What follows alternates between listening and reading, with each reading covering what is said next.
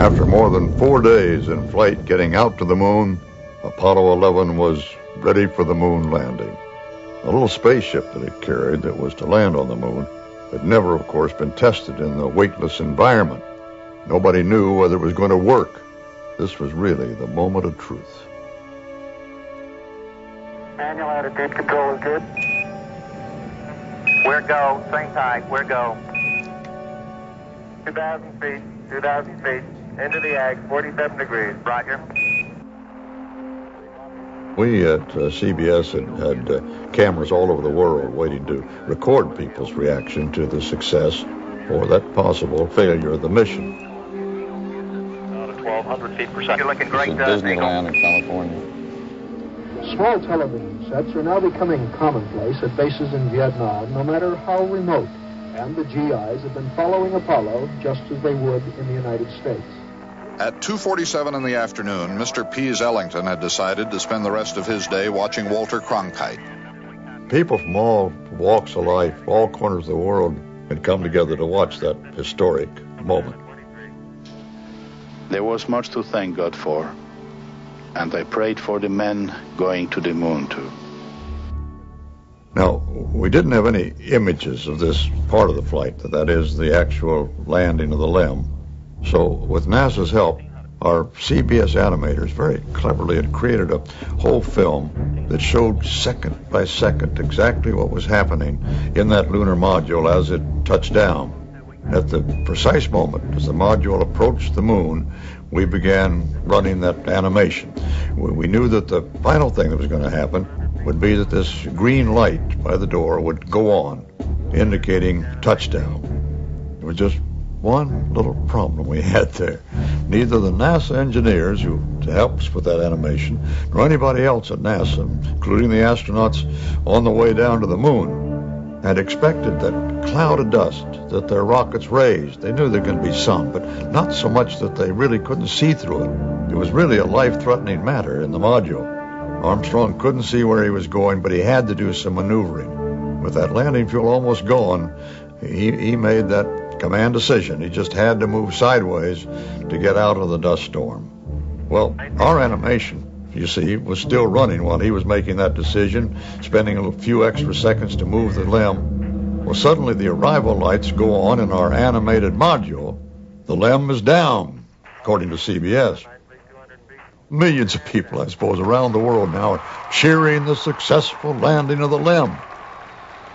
But that was our animation. Actually, on the moon, Armstrong's still 50 feet up, and he's in big trouble. It took him 40 more seconds with his fuel running out to get down on the surface. And most of us, well, we choose not to remember how CBS News landed on the moon nearly 40 seconds before Neil Armstrong. Down 2.5. Forward. Forward. Good.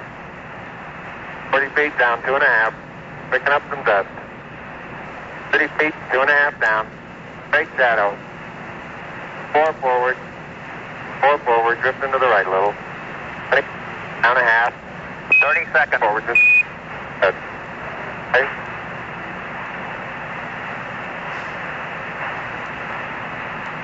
Contact light.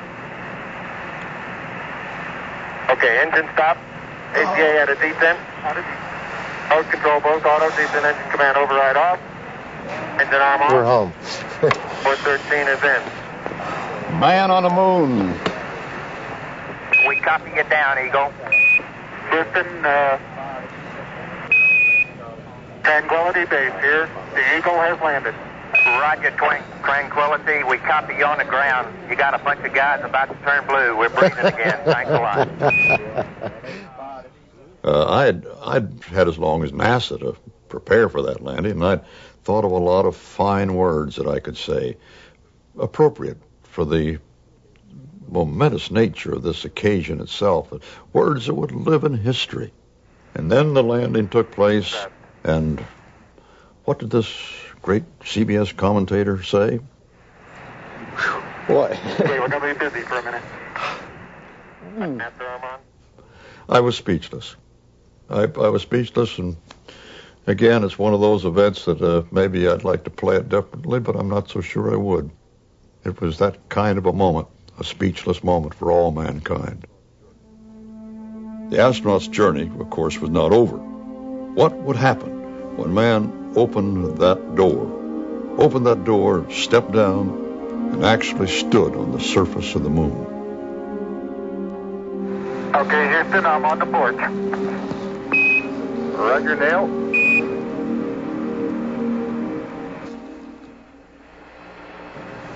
Okay, Neil, we can see you coming down the ladder now. I'm going to step off the limb. That's one small step for man, one giant leap for mankind.